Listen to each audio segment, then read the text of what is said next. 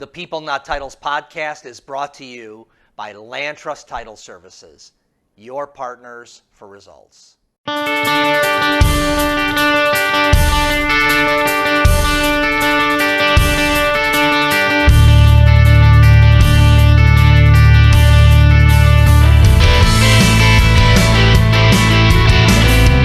Well, hello, this is Steve Kaempf with the People Not Titles podcast, and I'm so pleased and elated to have good friend Alan Stern, the founder of Persona Marketing here. Alan, welcome to the podcast. You are the third time repeating champion here, so this is a three-peat for Alan Stern. Wow, if that isn't a big musical introduction, I don't know what is. Appreciate you having me, man. Yeah, thanks a lot, Alan. And you know, the reason we bring Alan back is because there's always something new happening with Alan.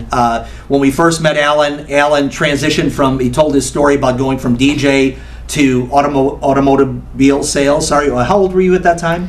That was 2 years ago, so yeah, I was 33 at that time. Okay, so, but when you started in automotive sales, you were much younger. You were in your teens, right? I was 21 years old. Oh, 21. Okay, Yep. So 21-year-old guy, we're basically in your mom's basement as a DJ. I don't want to, undersell it too much, Alan. But then went in to talk a little bit about the journey from DJ to car sales and how you kind of positioned yourself as an expert, going from I'm going to be out of here soon to I have a way to make my mark here. So yeah, definitely. So before there was the car salesman, there was the DJ. Before there was the DJ, there was the nightclub promoter. So in my teenage years, I was living at home rent-free, like a lot of people that age, Yes. working in Woodfield Mall. And when I really got a taste of the difference between getting paid for a skill versus getting paid hourly, was when I had my first DJ gig. It was at a hookah bar. I got paid $20 for a night's worth of work,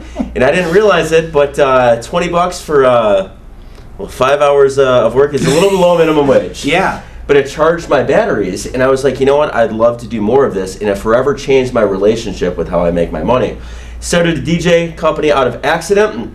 From there, invested in some mediocre equipment from a pawn shop and started doing Sweet 16s, house parties, and eventually wanted to go full-time with it until I got served a slice of humble pie at age 21, and a conversation with my dad basically went something like this. He said, you've dropped out of college, you're 21 years old, and you're living at home rent-free.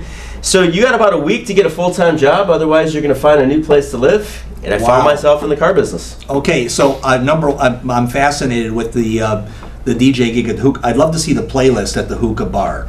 Was it you still incorporate some of those songs today? So it was early 2000s hip hop and late 2000s house music. That's basically what I was playing at a hookah bar. Nice. Okay, so your dad has this conversation with you. He loved you enough to have a tough talk, and you decide I need to get a job. Where was that job? That job was at a place called Jennings Chevrolet, and you know what? Shout out to my dad for actually having the tough conversation. Absolutely. That most families don't have. He gave me the gift of feedback, and the feedback was, this is not going to fly if you're living at my house. Right.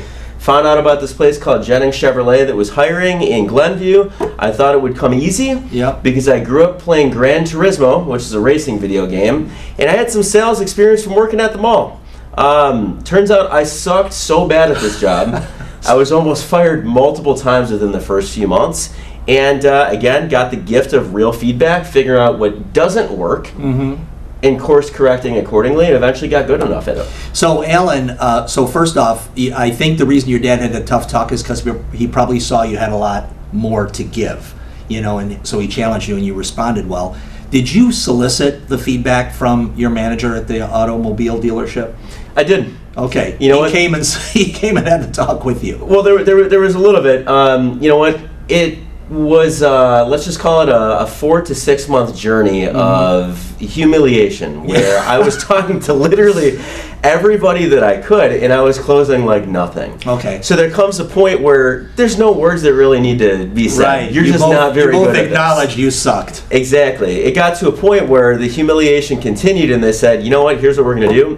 We're going to pull you off of any sort of new internet leads. You're not allowed to take any sort of floor traffic or incoming phone calls until you convert at least some of the customer base that you already have. So manager involvement happened at that point, but nobody had ever really sat me down and said, here's what you don't do, and here's what you do. And by trial and error, I learned a very important lesson that many salespeople unfortunately learn too late in their life, and that is you have 2 ears and 1 mouth for a reason. Because you ask questions on what is important, and then you structure your presentation around the benefits versus just talking about the features. A few months went by, finally I figured that out, and then the rest is history. Okay, so I remember from our conversation last time, you actually narrowed your focus, right? Which was, I'm going to get really good at one type of automobile. And that was it the Vet? It was the Corvette. Yeah. And then after that, it was the Volt. So I figured, you know what? I'm on borrowed time here. It's only a matter of time before I get shown the door. And I might as well spend my time just nerding out about the car that excites me the most. In this case, because it was the Chevy dealership, coolest car that we had was a Corvette. So I literally learned everything that I could about this. And then I got served a very powerful lesson on what happens when you develop specialized knowledge. In this case, I happen to know more about that car than any of my coworkers, which meant, what was I doing? I was killing time talking with people who were in for service about how cool this car was when they happened to have one. Miraculously, I ended up selling a few of these. The irony here is I couldn't sell a $18,000 Chevy Cruze, but somehow I can sell an $80,000 Corvette because I knew the product, and I solved a problem for that dealership. And that problem was, we have this really, really techie, advanced car with a very different customer, and there's only a handful of people that actually know it inside and out, and one specific person can channel the excitement, and that was me. And now I fast forward a little bit, get designated the Corvette specialist, and I'm not going to say I was unfireable, but I definitely solved a big problem for the dealership. So Alan, what I hear in your journey, and even now in your current, adventure in entrepreneurship, is that you're a learner. And were you always a learner? I wasn't until I started reading books on how to actually get good at something, and that something for me was sales. Okay. But here's what's interesting. If you really think about this from like a overly simplified level, specialized knowledge solves problems in the marketplace. People exchange money so that they can solve problems. For example, we're sitting here at this beautiful studio today, and if the power were to go out right now, I wouldn't be able to fix it. I don't know if anybody in the building would be able to fix it. So what do? We hire an electrician with that specialized knowledge and exchange our money to solve that problem.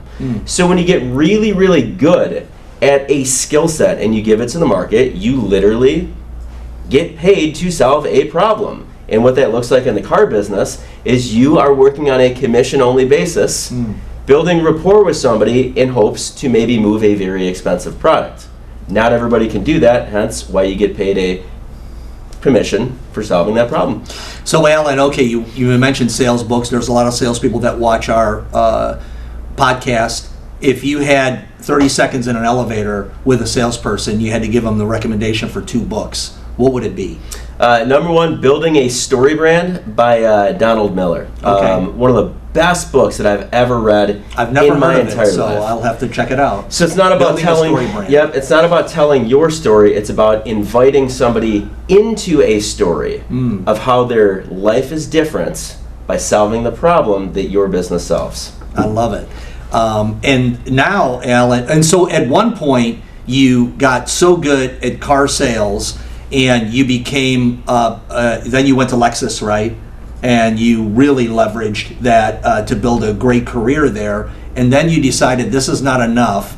I want to start showing others how to differentiate themselves in a market. You think car salesperson, you're going to behave a certain way. You behave totally different. Talk about a few of the things that you did differently. I hear one, specialized knowledge. I don't have to understand every car, but if you get good at particularly the high-end ones, I could become very useful here. And then you're now able to take that into the next dealership and differentiate yourself. How did you do that? Yeah, I'll actually even go back further. So there's 3 areas that I had to learn. And before I was the person that you see today, or even the car salesman, I was actually more of an introverted creative. Most DJs are actually introverted.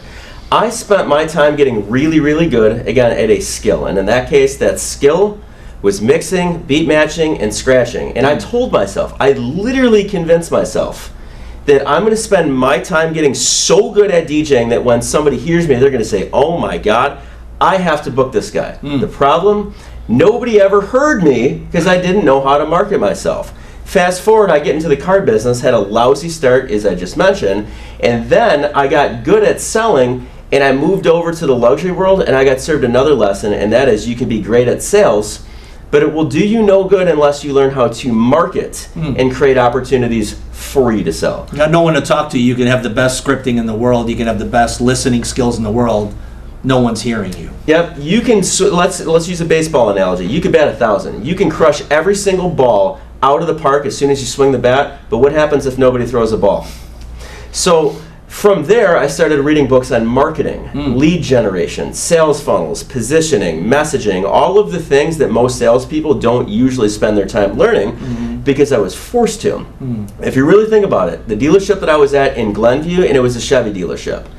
The dealership that I went to was in Westmont, and it was import and luxury. So domestic economy cars here, import luxury here. Everything about it was different, so I told myself, man, I have to meet people and fast. So I started joining a bunch of these Chamber of Commerces, which at that point in my life I thought was a local branch of government. I had no idea it was a hub of community businesses, and I started positioning myself as the guy on speed dial. If you want to make sure that your car buying experience does not suck, I will literally roll out the red carpet and make sure that it doesn't. So two things that I learned there. Number one is connection. Before people buy from a brand, they buy from a person who represents that brand. You can be the best in the world in your craft, but if you don't have a connection with your audience and they're not really inclined to reach out, it's not really going to do you much good. But just because somebody likes you and they know you doesn't mean that they're actually going to trust you to do business with you. So you have to position yourself as somebody who can solve the problem that your business solves and somebody that is trustworthy. So I learned both of those, and then I saw a need in the market to start teaching it. So Alan, I'm struck by a few things here that is even different than from the times we talked before. You know, there are most people who are in business or in sales, and they're kind of just like letting things happen. Why are you so driven to learn and to get better? What's at the heart of that for you? Well, for starters, the harder you work, the luckier you get. Okay. Second is the best investment that you can ever make is in yourself. I love it. This AI stuff is cool, but the reality is, again, I named my entire company Persona Marketing off of this core belief. Before people buy from a brand, they buy from a person who represents a brand. If you make yourself valuable and you add value to the market, you can essentially create a market of one that robots can't touch based off of that connection. But at the same time, is birds of a feather flock together. You work on yourself, now all of a sudden you start attracting different kinds of clientele and different kind of opportunities. When you work on yourself, you position yourself as a thought leader. When you are a thought leader, people have you on podcasts, they invite you to speak on panels, and they come to actually hear you do keynote speaking events. Yeah, and I think one of the compelling things about Alan Stern is that you are not a guy who's talking. There's a lot of gurus out there who talk about it and really have never practiced it anywhere. But you have your real life laboratory, whether it be DJing, automotive sales, and now you're helping other people differentiate themselves, where you have proven these concepts. These are not theories. These are proven techniques to build your brand. For sure, and I really truly feel that anybody who in life has achieved some level of success, and by the way, when I say success, I'm not talking you're flying private jet, I'm not saying that you got 2 or 3 houses, I'm talking about if you've achieved something in the market that is a skill that can legitimately help people, why wouldn't you want to bring the elevator down and help some people out? At this time, you know what, if you really take a look at what's going on in the world, there are a lot of people. We're filming this right now in July of 2025. There's a lot of people that will unwillingly be forced into entrepreneurship. And after they have sought stability for 5, 10, 15, 20 years maybe at one place, when they are in the marketplace and let's say that they go to apply for a job that now no longer exists due to AI and they have to pivot into business for themselves, if I've lived this life for almost 20 years, why not help some people out? I sleep good at nights. And again, you know what goes around comes around. If you do good in the world, good finds you. Yeah, and Alan, during all this period of time, you had a job. And a lot of people who have a job just think, I'm a worker. But you also thought in your job like an entrepreneur, kind of preparing yourself and your brand for whatever might come next. And then the doors open, right? Is that, for you, would you recommend anybody who's, some people are just doing kind of grinder work. Is it the self-improvement piece? Is it the study piece? What is it that can help a person get out of that rut? Well, the biggest thing, again, it doesn't matter how you do it, figure out some way to work on yourself. That could be in the gym. Mm-hmm. That could be, in my case, I read tons of books. I heard plenty of coaches. I joined masterminds. Surround yourself with the people that you would like to be like. Now, this is also another, hard realization. If you work in a place and you look around and you just realize that there's not one person in that business that you would trade places with, you might be in the wrong environment. Mm-hmm. No man is greater than their environment. Sometimes, if you are obsessed with growth and you feel like you are a big fish in a small pond, it may have ran its course. And it's all love. But the reality is you are either growing or you are dying. There is no staying the same. As society evolves, we have to move with society. And the biggest thing is if you work on your personal brand and you have to pivot, when you've generated all of this trust and you've built an audience, it's very easy for you to say, well, here's my new venture, and the trust is already conveyed, and now you're able to start that business off on second base. So you remind me of a couple things. One was someone said that if you are hanging around with 9 broke people, you're bound to be the 10th. And then the other one, Cooper Flagg, I don't know if you're a basketball fan at all, but from Duke, he's first round draft pick, and they asked him, he was a freshman in college, and he went into the NBA draft, and he said, when you're the best player in the gym, it's time to find a new gym. And I think in some ways you've experienced that yourself. For sure. I love, for lack of better words, to be the idiot in the room. I love to go to networking events and me be the person that is the sponge. When I'm around very, very, very successful business owners that are making 7 figures a year, I can't help but say, what do I do? What am I do? What do I even belong in this room? Yes. But by proxy, you start having different conversations. It reframes your thinking. The other thing too is, this is more of a core belief of mine, the world is going to do everything that they can to convince you that you're a victim. And I'm a great example of that. I was a lousy student as a kid. People say, you know what? I got a 4.0. Dude, I've never had a 3.0 in my entire life. I took the ACT twice and I scored a 16. The monkey, I think, got a 12. That's just a 32 if you add them up. Yeah, right. Exactly. I love it.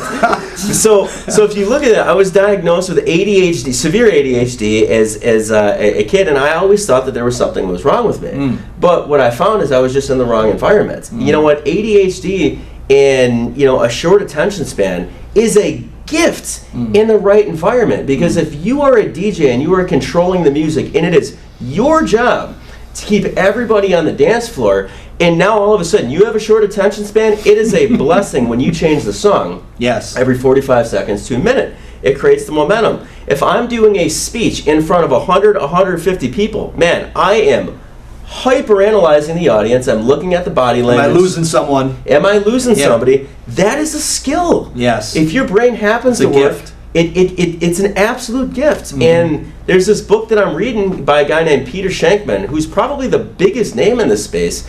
It's called Faster Than Normal. If you have ADHD, you truly have something that is faster than normal.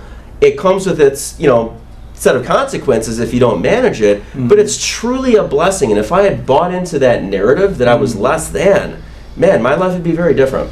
So you mentioned that you were an introvert, and I want to just talk about that for a second, Alan, because being in these rooms, throwing yourself into chambers, all this kind of, getting out in the DJ, meeting the people, for some people that are introverts are like, oh my gosh, how did you get beyond that and go, no, there's actually a real good place for an introvert in all of these spaces? Yeah, and there's 2 facets here. From the DJ standpoint, a lot of DJs are actually introverted. I was reminded of that actually a couple weeks ago when I spoke at a DJ conference over here in Rosemont. Why? Because DJs are creatives. Yes. Creatives, photographers, videographers, web designers, a lot of times they work best when they're left alone. Now, on the forward-facing side, let's say that you're in a sales role and you're introverted, you have the gift of naturally pausing. Yes. A lot of extroverts talk at people. That's a great way to talk yourself into and out of a sale Yes. by over-explaining things. It's all about question asking. So if you're an introvert, it's not about you talking, it's about getting who you are talking to talking. The example I always use, it's like winding somebody up, putting a couple quarters in them, and having an engaging conversation. And the more that they are talking, the more trust and rapport is actually created. So if you're an introvert, you can do that a lot better because you don't have to worry about slowing down. So, okay, Alan, you enter into a room, there's a bunch of people that you don't know, you're an introvert, the natural reaction is to say, this sucks, this is my worst nightmare. How do you get beyond that in a networking scenario, which we just did a great networking event? How do you get beyond that to actually make it a productive time? Yeah, so as far as engaging in conversation, again, it's not about me, it's about you. If I make it about you, you're naturally going to make it about me. So if I say, hey, Steve, you know what, I'm actually new in this area. My whole network is, over here in Schaumburg, 20 miles away. Just curious, like, who's a good referral partner? Now all of a sudden, I've taken interest in you, and you're like, all right, this guy's not here to spam business cards. There might be a fruitful relationship. Oh, you're looking to get in front of X, Y, Z? Okay, cool. I'm just curious, in this area, who are some of your best power partners? At that point, I've asked you 2 questions. What are you naturally going to respond with? You're going to say, hey, thank you so much for asking me about my business. By the way, Alan, tell me a little bit about what you do. Now it's a volley back and forth, but I've led with value. I'm asking, Steve, how can I help you? As opposed to, hey, here's my card, let me know if my product or service is a good fit. Now at the other time, navigating market conditions. I have to ask, what was it like navigating the COVID craziness? That's an open-ended question where the conversation may go for another 5-10 minutes just on that one topic. Just curious. AI is obviously, it's making a lot of noise right now. Are you guys doing that at all in your business? If so, what does it look like? Now you're going to explain 1, 2, 3 minutes, and all I've done is plant seeds, dropped a couple quarters in you, and now you are talking, and you're eventually going to say, well, you know what? Just curious, you asked some pretty good questions, Alan. What is that like for your business? And now all of a sudden we spent 15, 20 minutes talking to each other, and you will actually remember that conversation as opposed to just a casual interaction that lasted 2-3 minutes. I love it. So for an introvert, it is having a couple of questions queued up that feed into your curiosity. You really want to know those things. How did they do it, right? And it tells them a lot about their business. So for an introvert, if you're an introvert out there, having a few questions queued up before you enter into the room to start the conversation really just helps things go along. That's what I'm hearing. Absolutely. And then if you're more introverted, all you have to do is make sure that you connect on Facebook, Instagram, and LinkedIn. Now, at that point, they see your content and you see theirs. If you're one of the few people that drop a like or a comment on their stuff, now you are top of mind without spending any money. And when they see you in person, 2 weeks, 4 weeks, 6 months down the road, if you're consistently showing some love on their posts, they will likely approach you the next time they see you because you made a friend. So Alan, everyone, you spent over a decade in a certain career, and then you pushed off and said, okay, I'm going to take the leap, I'm going to take the step, and I'm going to become a full-time entrepreneur. Everyone reaches that point where they take a risk. They leave something that they're good at behind and try something different. And a lot of people, that's where they give up. What pushed you through to take that step and say, I'm not looking back?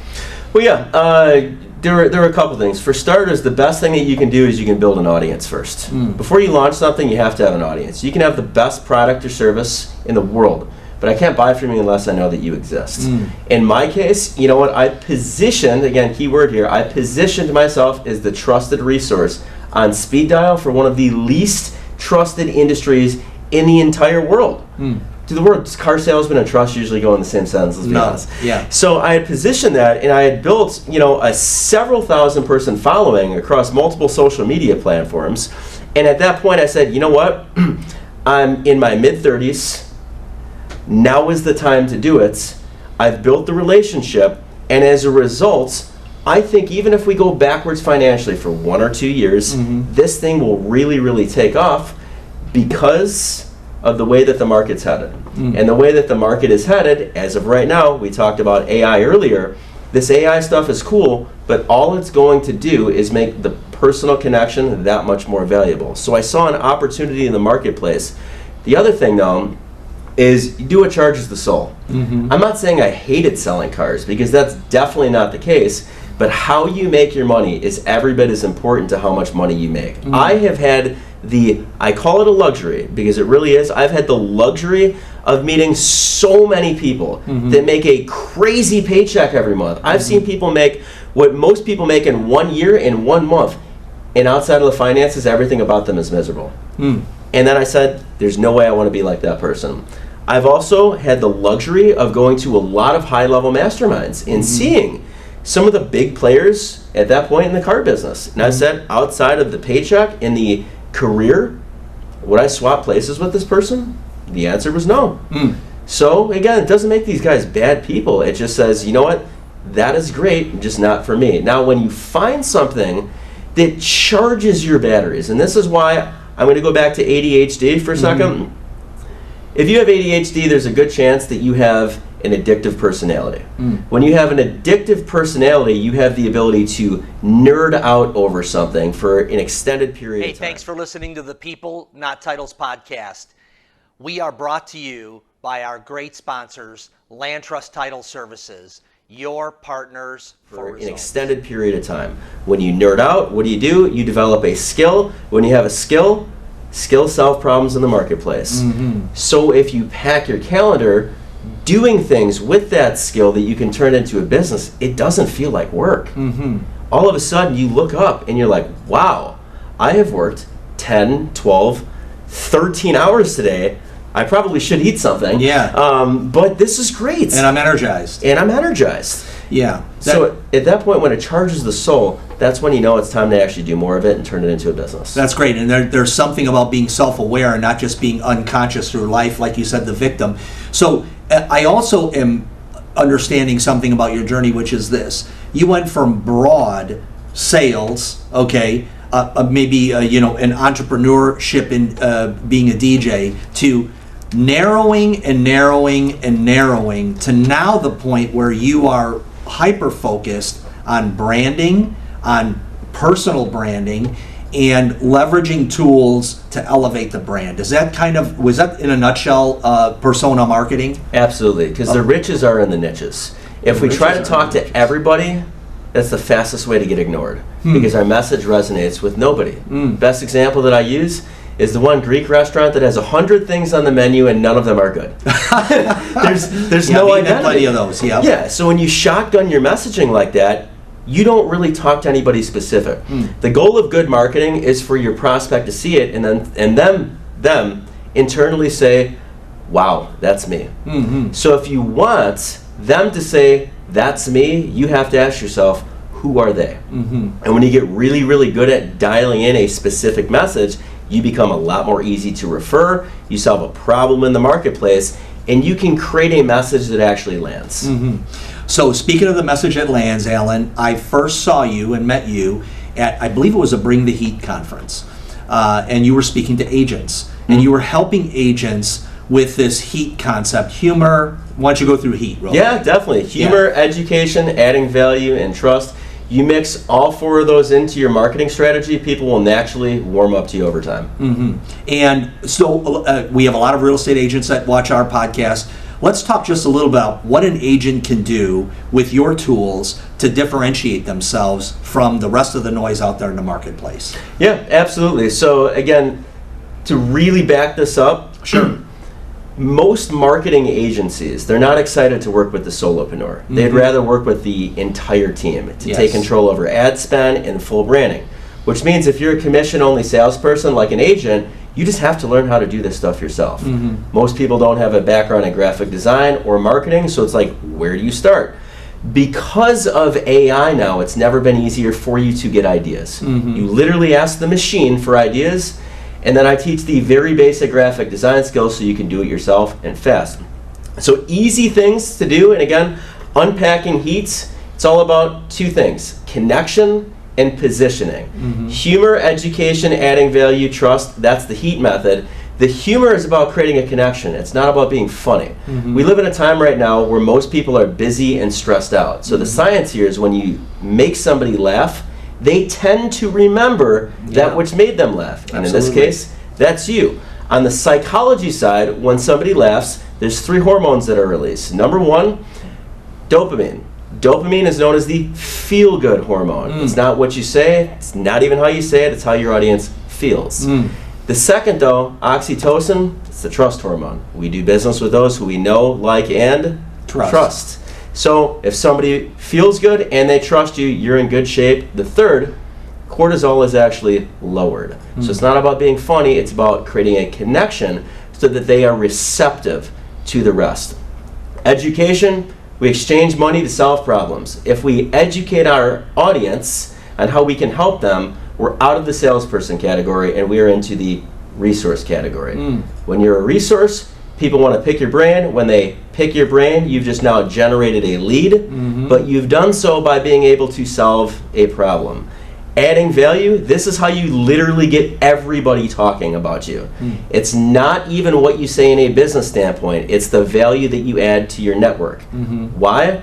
Because when you introduce something of value to somebody, they associate that value with you.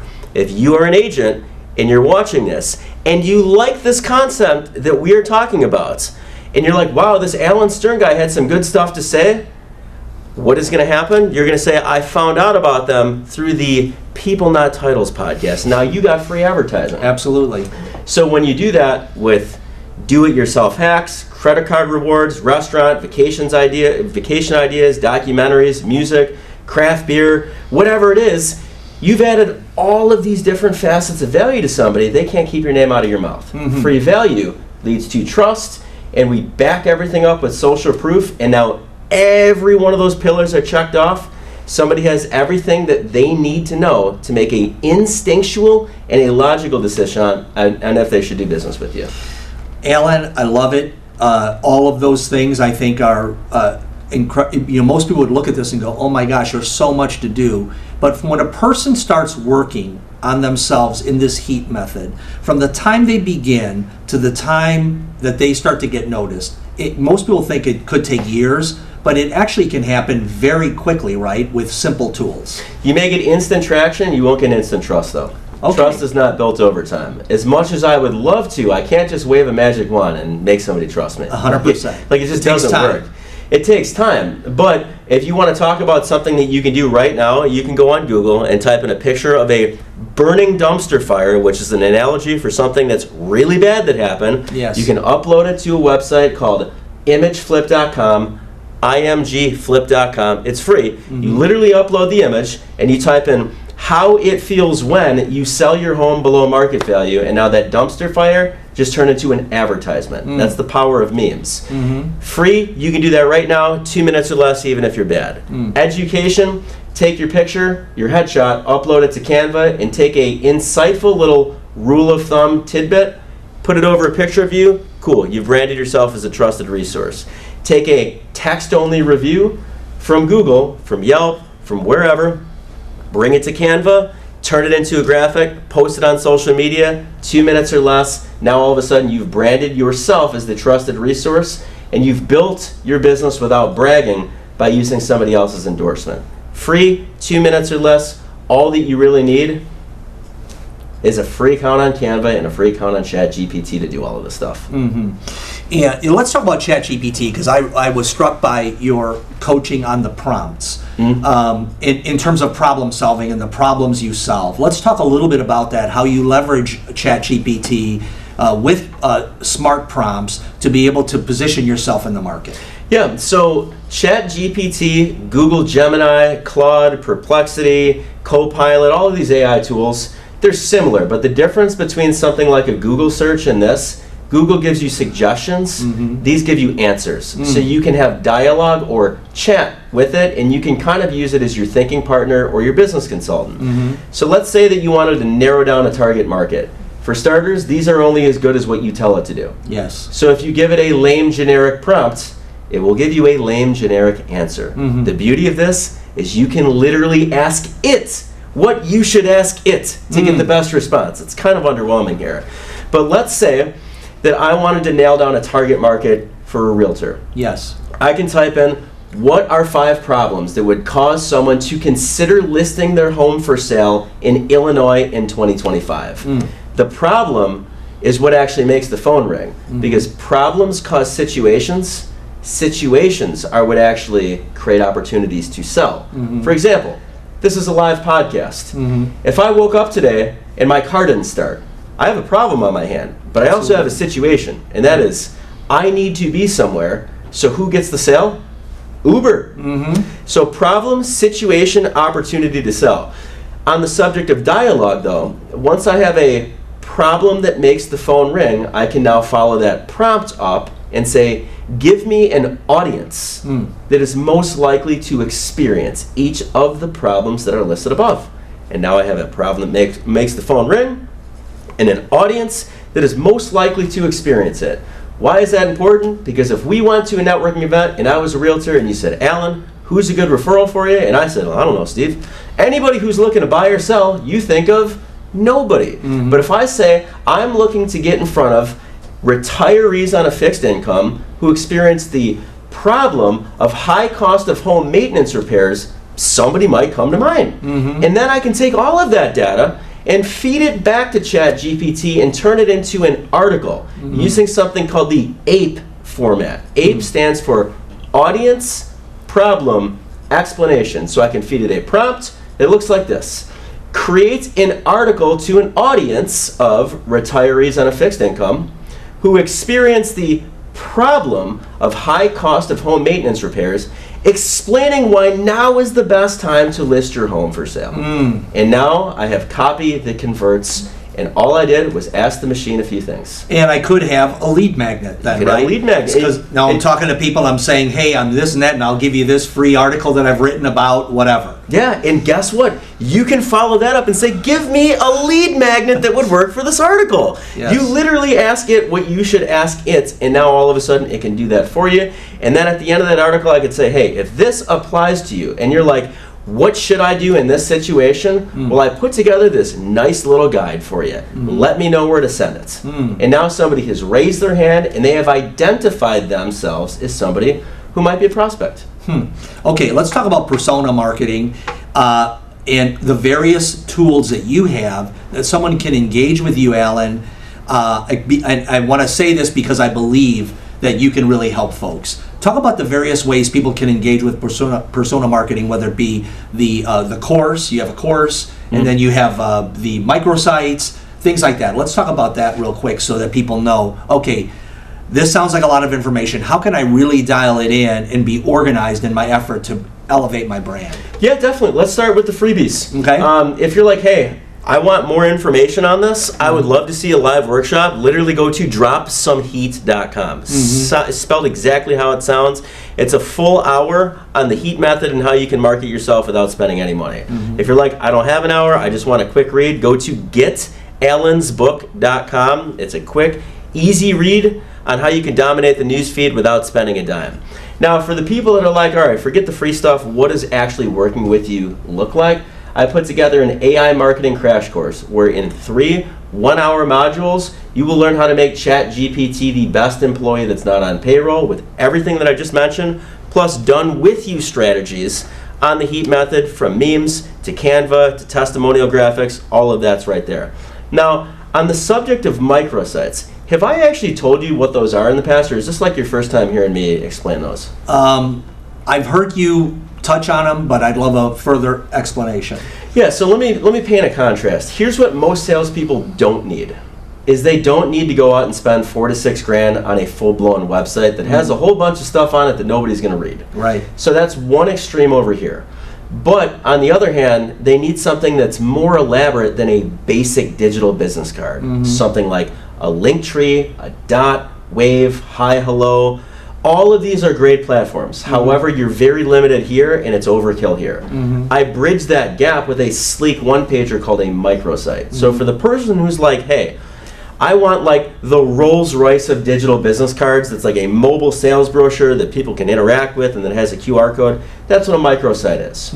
So if you want more info, just go to getamicrosite.com and I'll show you all of the stuff on there. Wow, and you know, Alan, I think about agents. Sometimes they're their company, if you work for Baird & Warner, Keller Williams, whatever, they'll provide you a space on their site, and there's all kinds of different things that you have to comply with there. But on a microsite, you can actually start branding yourself. And I can imagine someone saying, okay, if they're sitting with you saying, hey, what do we want to put on your microsite? That may be the first time they actually think about who I am and what is my value. And just the exercise of getting into it and saying, here's what I have to offer, here's the problems I solve, here's why you should call me, that just might be worth its weight in gold for the exercise itself. It's huge. You know, here's one thing that occurred to me the other day.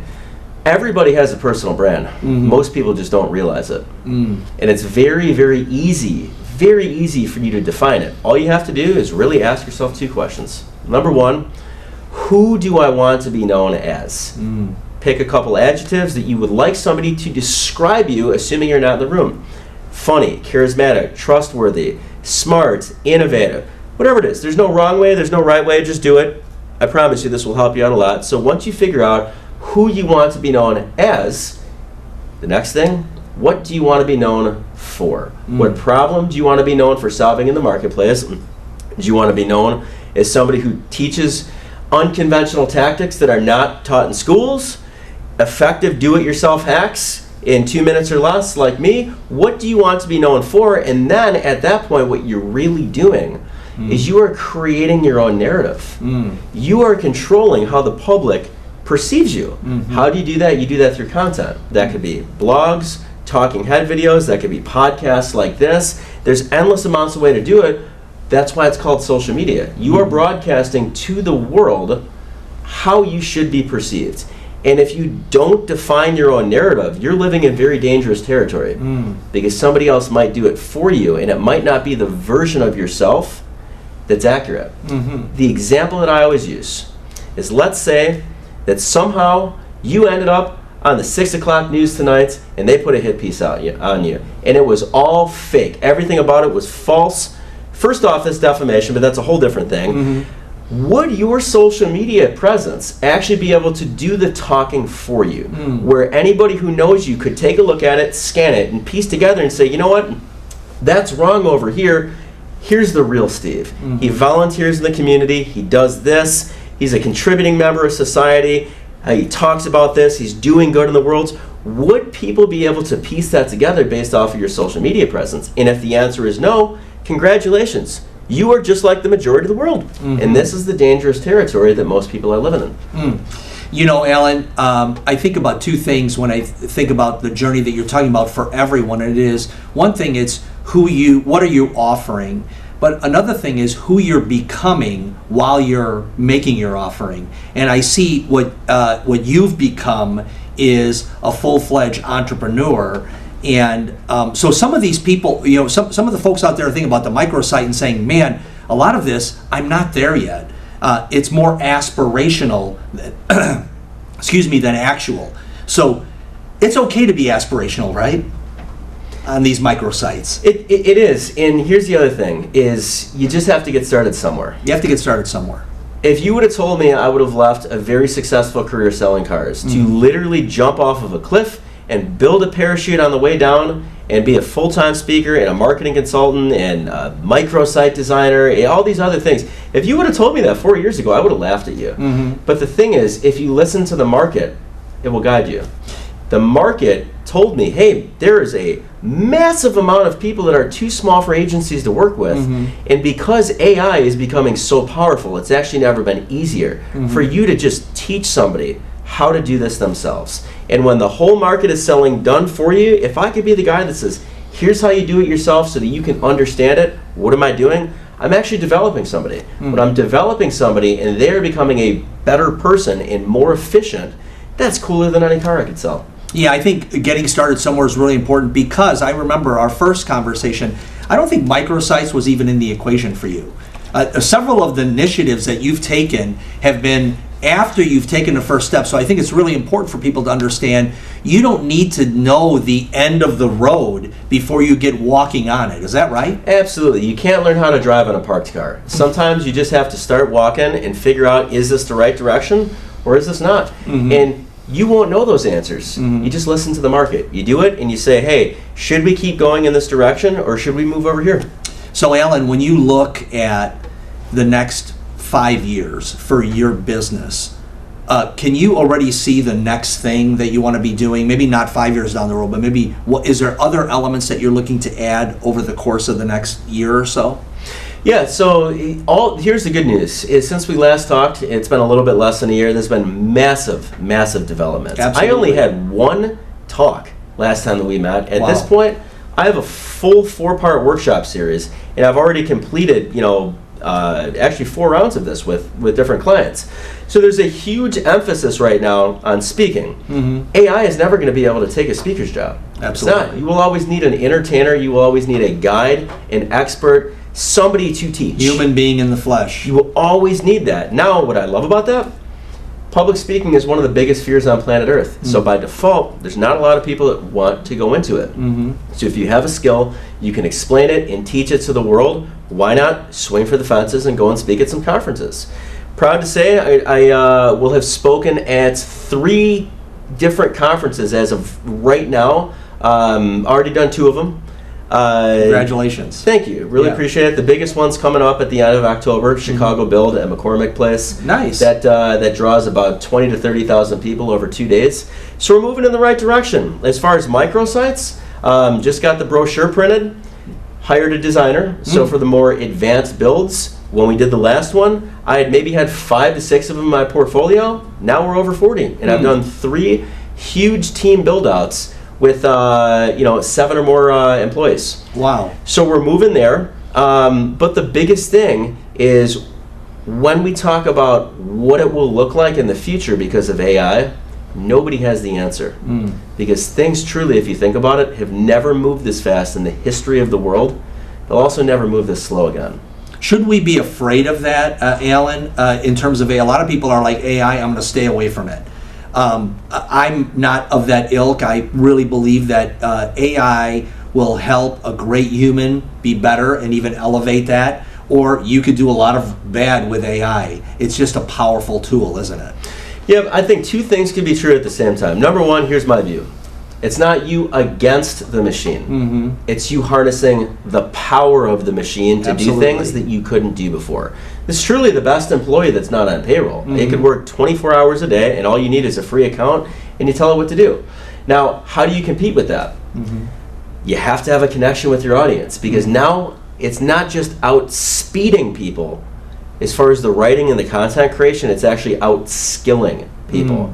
However, if you take a look at it from that regard, I was watching this video the other day. They gave me an alarming stat, and if I botch this, I apologize. I think they used a term called cost per output ratio.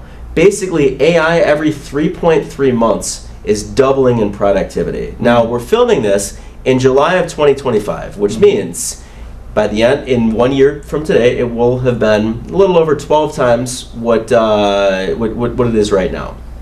However, at the end of 5 years, it's 1,000,000 times more powerful than it is right now.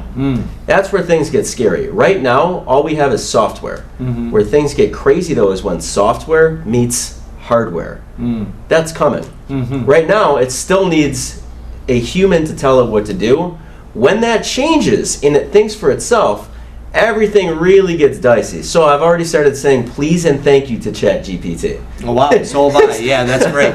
You know, Alan, but I still see by the same way, in the same rate, that could be our potential to improve, to elevate our brand, to learn, to give value at an exponential rate. Right before, if you wanted to get into sales, you were door knocking, cold calling, whatever it is. Now, there's a way for you, if you have a great message, there's a way to multiply exponentially your great message for the good of humanity and for the betterment of yourself as well. There really is, and here's an example that I want to give. I don't know if I shared this with you. I actually do have a background in market research. So I used to, yours truly, in his high school years, my job was to approach innocent bystanders at Woodfield Mall and ask them if they would like to get paid for doing a survey, to which they would kindly tell me to kick rocks and go about their business. Taught me a very valuable lesson on handling rejection at a young age. Yes. But I look at this through the lens of AI now, and I genuinely think to myself, how crazy expensive those used to have to be.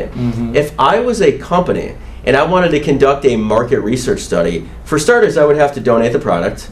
I would have to pay for a facility. I would have to compensate the attendees, and I would have to compensate the people that were helping do all of this. Easy 4 to 5 figures just for a market research study. I'm not saying that you can get all of that right now through AI, but man, you can get a lot of that just by knowing what to ask the machine. So although it may put some people out of work, for that person that's forced into entrepreneurship, it's never been easier for them to start something of their own. So Alan, in wrapping up, we're coming close to the hour. You know, a lot of people might be watching this thinking, this guy is an absolute fanatic. Like, he's entrepreneur, he's 100% business, but yet, as I know you, you still take time to DJ. You have a personal life that you're getting married. So you can do this. In fact, AI allows you to actually have a life, build your business, and be more holistic as well in your life, doesn't it? It does. You know, and here's the thing. If you do things, and they don't all have to be work like what I'm doing. If you do things that charge your battery, they don't feel like work. In my case, there's been times where I've DJ'd an event in the morning, I've had 2 to 3 Zooms right afterwards, and then I've DJ'd another event at night. When it's all said and done, it's a 16 to 17 hour day. Yeah. But it's felt great, and it charges my batteries. That's awesome. You don't have to take everything that you love and turn it into work. I've just been able to do that. Yeah. And how, you know, just drill it down a little bit.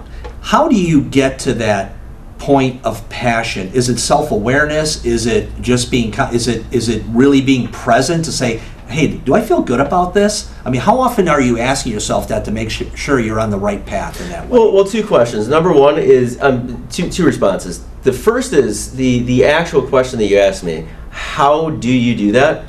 Develop a skill. When you give that skill to the market, if it's something that you enjoy doing, it doesn't feel like work. You'll know it. I'll give you an example. Back when I used to work at that market research company in Woodfield, I used to eat at Jimmy John's all of the time that was there. Now, if you're watching this, you may have seen this sign at a Jimmy John's. It said, "Be nice to nerds. Chances are you will likely end up working for one." And it occurred to me, when you develop a skill based off of something that you become obsessed with that charges your batteries, you're nerding out over it. Yes. When you nerd out over it and you find an audience, in my case, my audience is salespeople that don't have a background in marketing. I've nerded out over this. So now they exchange their money with me so that I can give them that skill so that they can enhance their life. When you do something like that, and it's the same thing with DJing, you're a music nerd. Yes. You give that to a market, you create a mood for an event, it doesn't really feel like work. Now, how do you automate that? That's the challenge. I don't know if it needs to be automated. You know, when you start talking about automating DJ, that's having a playlist. That's not having a live human being that's there. I mean, that's reading the group, reading the energy, all that, everything it takes to get humans engaged. Yep. How do you automate a speaking engagement? You record it, much like we're doing right now, and you turn it into a course. That's really how you do it, which AI can help you with the copy to write and sell that course. But there's certain things that I don't think should be automated. Relationships, whatever it is. Yeah, right? because there has to be a connection. So to get good at something, it's said that you need to spend, if you spend 20 hours playing a guitar, you'd be better than 99% of humanity just by taking, 20 weeks of guitar lessons for an hour a week. But to become a master, we've heard this, to 10,000 hours. Is that what your hope is in terms of, is it mastery of this, the persona marketing, the branding? Is that what your real drive is here, Alan? The real drive is to lift everybody up who's a solopreneur that has to do it themselves. I love it. So to really get specific on that is most people, again, they don't really know what their personal brand is. They've never worked on it. Now, do-it-yourself marketing is one thing, but marketing can mean 100 different things to 100 different people. Yes. You build your personal brand, you create a market of one. When you're a market of one, that's how you fight off AI. So really, my mission here is to help salespeople who are in hyper-competitive industries, show them how to do this so they can stand out in the marketplace. Wow. So, Alan, you've given us a lot to think about. You've given us a resource that I believe every human on the planet, like you said, has a personal brand, and I'm a big advocate of the work you're doing. I just want to say thank you. I've learned a lot from you every time I've spoken with you and every time we've had interactions. And so you're worth your weight in gold in that space. So thank you very much for the work you're doing. Really appreciate you, and thank you again for the opportunity. You're welcome. Alan Stern, Persona Marketing, People Not Titles podcast, signing off. Hey, thanks for listening to the People Not Titles podcast. We are proudly sponsored by Land Trust Title Services. If you enjoyed the podcast, please hit the like button, please subscribe, and we'd love it if you'd share our podcast with your friends.